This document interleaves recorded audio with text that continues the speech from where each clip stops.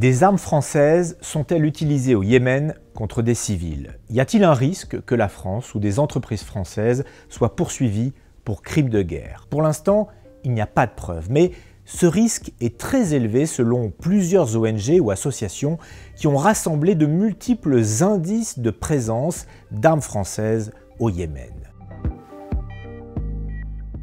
Que ce soit sur terre, sur mer ou dans les airs, la France continue de vendre des pièces détachées, de faire de la maintenance ou de la remise en condition sur de l'armement, même si cet armement a été vendu avant la guerre au Yémen, à l'Arabie Saoudite ou aux Émirats Arabes Unis. Et ça, c'est un problème parce que cette assistance française aux militaires saoudiens ou émiratis pourrait être qualifiée de complicité de crimes de guerre si elle contribue à tuer des civils yéménites.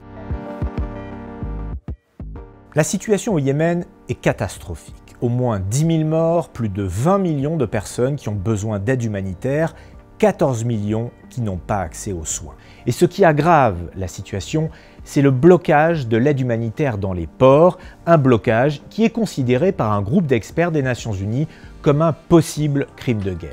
Or, des bateaux français ont bien été vendus à la marine saoudienne ou émiratie avec cette fameuse maintenance. Et là encore, il existe donc un risque juridique pour les entreprises françaises si elles sont liées à ce blocus humanitaire.